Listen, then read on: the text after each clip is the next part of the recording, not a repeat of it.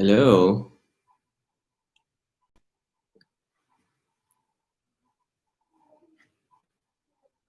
Hi. Good morning. I'm gonna do a little video on from Matthew 9, and looking forward to sharing it with you all. So I'm gonna start it off in prayer, and be cool if you join. You give us a hi in the chat so that I know who's on and where we're watching from. I'm going to read out of Matthew 9 and do like just a 10, 15 minute at most talk on acceptance out of this moment when Jesus has dinner at Matthew's house. Thanks for joining, and it's lovely to be together. My prayer is that a little bit of what I've been discovering is around acceptance for myself, inner acceptance, and like finding deep meaning will rub off on you guys, and some of the lessons I've been learning will land for you. So let's read it together. It's Matthew 9 verse 9, let's jump into it. So it says, as Jesus passed on from there, he saw a man called Mathew sitting at the tax booth, and he said to him, "Follow me." And he rose and he followed him. And in verse 10, and as Jesus reclined at table in the house, behold, many tax collectors and sinners came and were reclining with Jesus and his disciples. And when the Pharisees saw this, they said to his disciples, "Why does your teacher eat with tax collectors and sinners?" But when he heard it, he said, "Those who are well have no need for a physician, but those who are sick, go and learn what this means. I desire mercy and not sacrifice, for I came not to call the righteous, but the sinners." I've just been so taken by this text this week. Jesus is walking past. It's quite different to when he calls the fishermen, because the fishing was an honorable profession in the Jewish culture. So to go become a tax collector, you would have been seen almost like as a sort of a Nazi collaborator, or someone who assisted the Europeans in helping them enslave your African compatriots, or family and friends. And just reflecting on this thing of Jesus walking past this guy Matthew, who was Jewish, but yet the scorn of their community, and he sees him from afar. He sees him there, and he says, and he just calls over to him at the tax booth. And I just love this thought that there was Matthew sitting on the edge of his seat, sort of going, "I'm just longing to find acceptance, to find to be desired, to be included in something, because I'm the scorn. I'm shut out of society in that way, and so I'm forced to connect and hang out with other people like me." And so Jesus, he calls him, and there's this. So the first point there is that something in Matthew was ready to answer, and immediately it says, he says to him, "Follow me." And so this wasn't like a kind of just join me for a moment. This was the call. Leave everything you're doing and join me. Follow me. Become my disciple. And I think Matthew must have just leapt with joy. If he'd been sitting in this waiting place, he must have just been overjoyed to be included and invited into this. And so it says immediately he rose and he followed him. And just obviously leaving the profession, leaving the booth, leaving the toll gate he was working at, and just at his table at his house. And we talked about this a couple of weeks ago, where Jesus, this reclining at table thing, it's just like you're down, you're low, you're on some cushions, you're right. I'm just picturing Jesus just being completely at peace and at ease in this guy's house. Sorry if you are hearing the kids shouting behind me. We made a deal that they'll be quiet in the room, but it's not working out.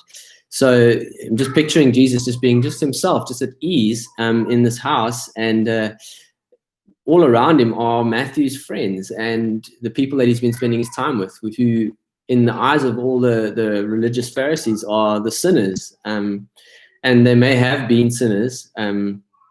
The tax collectors are all the scorn of the society. And then it says, many tax collectors, sinners, and they came and they were reclining with Jesus and his disciples. And so then when the Pharisees see this, they say to him, "Why does your teacher eat with tax collectors and sinners?" And then the first thing that is sort of in their face is that here's this person, he is putting himself in a position to defile himself by being around these sinners and these tax collectors, because they spent their whole time trying to be away from people who were considered to be defiled or who could defile them. And so Jesus, their take on it was like, you stay separate from people that could defile you. And so why are you doing this? Why are you with them? And Jesus heard them asking the disciples this question, and he said to them, well, those who don't have a need of a physician. So Jesus, in that, immediately he recognizes that these people are not well, that they are sinners, that they are in need of a physician. So he's not in any way saying, I condone or I'm for these people, the state that these people are in. I'm well aware that they are sick, that they have a need of me. And so he says, those who are well have no need of a physician, but those who are sick. And then verse 13, go and learn what this means. I desire mercy and not sacrifice, for I came not to call the righteous, but the sinners. And that's I did a bit of digging, and that's a quote from Hosea 6, verse 6 in the Old Testament, where it says, I desire mercy and not a sacrifice. And what it really means is that these Torah laws that the Pharisees were following after were seen as the ultimate sign of following God. And so they spent their whole lives in the state of constantly sacrificing, in their views, with kind of like a slavish mentality to follow after every letter of the law, to the point where they'd overlooked what actually the heart of God is, and the heart of God towards people is mercy. And so when Jesus answers them, I desire mercy and not sacrifice, what he's saying is, I don't need you to be so focused and emphasize the letter of the law to the point that you miss mercy, because here's a whole bunch of sick people who need mercy. Yeah, and so that's a quick summary of that story. I've been quite taken by the journey I've been on with self-acceptance. I think, imagine being Mathew. He must have had so much inner wrangling going on with just he's betraying his own people, and he is not being faithful to the Jewish nation in the one sense, and he's this sort of seen as this scorn. And imagine all the wrangling that he had in terms of self-acceptance, and just been realizing that, unless we come to a place where we can accept everything that God has made us to be and put in us, we can't offer acceptance to other people with it from an authentic place from out of ourselves. And it's really been grabbing me that there's Jesus just completely loving and accepting. He's totally at ease, at peace with who he is, and with the way in which he has lived his life up to this point. And so he's been honoring, he's lived to the letter of the law, but yet he's totally okay with being around people who haven't. And there's a beautiful moment here where he just models to us what it looks like to really be after the heart of God, is to go into places and extend the mercy of God by simply offering acceptance. So I've been quite surprised. I think as you become a Christian, you end up, your circle of influence and sphere of friends becomes more and more like you. And when you see Jesus, he kept going outside of that. So he would go outside of it, and then he would come back and then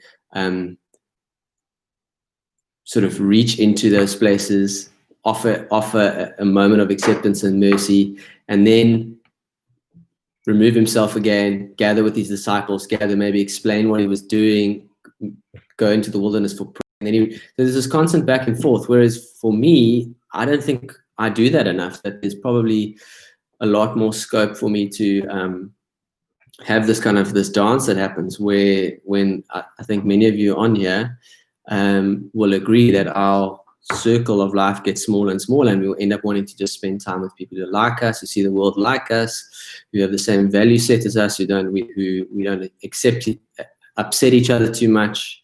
So I feel like there's a real challenge in this for us, because where are the outcasts of today supposed to find Jesus? How are they supposed to find Jesus? And so I got this kind of picture of us having a shift and sort of saying to God, how can we create little pockets of acceptance, places, moments where we recline at table and we offer acceptance beyond what we possibly even are able to do towards ourselves, but by the Spirit. And Jesus must have seen something in Mathew and in all those other people he was having dinner with, because he was able to look way past the things that might have upset him, that they were Trump supporters or not Trump supporters, or sinners or not sinners, or gay or not gay, all the issues that the church has. He was able to see the things as surface to who every single individual was, beautifully and wonderfully made in the image of God. And so I've been quite taken by that. As we allow the Spirit to draw us into creating little pockets of acceptance, what's it going to look like for you to include your neighbors, to include your family, your friends, your not yet friends, into moments where they don't feel like you're on a purposeful thing to missionize them, to offer them their salvation that they need, but they are just simply being enjoyed and loved because of how beautifully and wonderfully that they were made in God's image. And I look at Jesus, he didn't preach to any of the sinners or the tax collectors in that room. He just offered acceptance.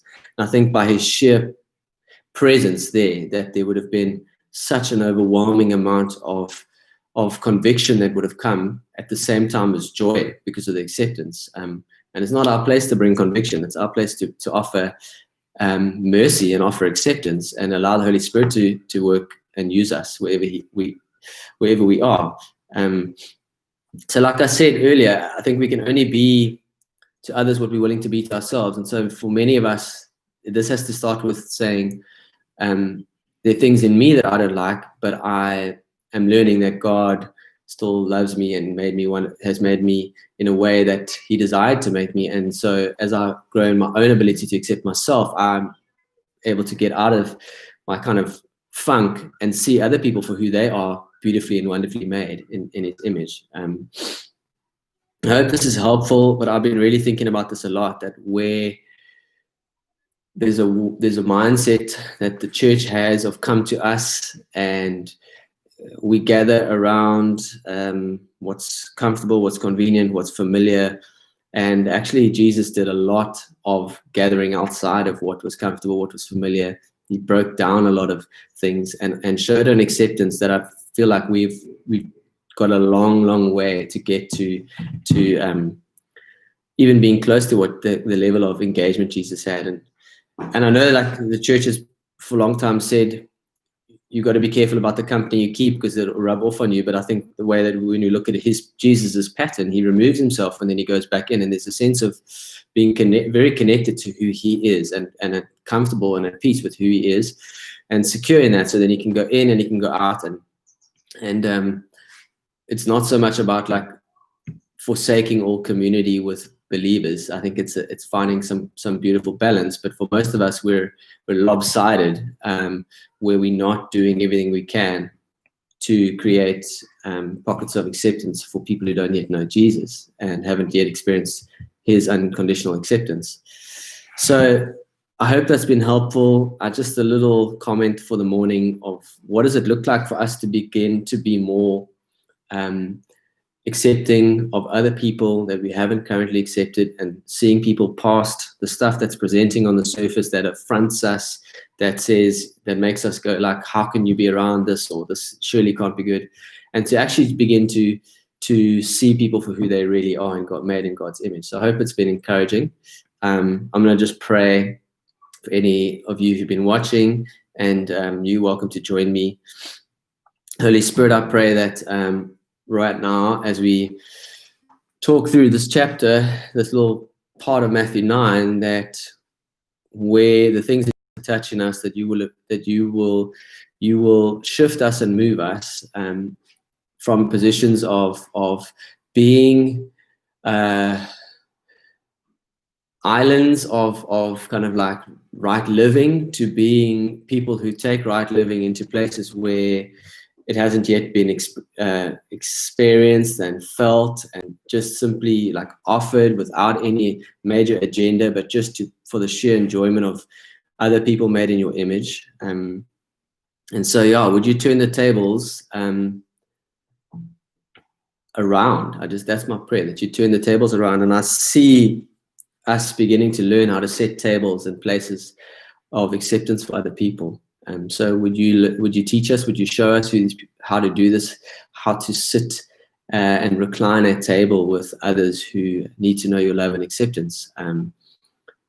Change our hearts, change our mindsets around who's welcome and who's not. And I think there's lots of people who've been comfortable being around our lives,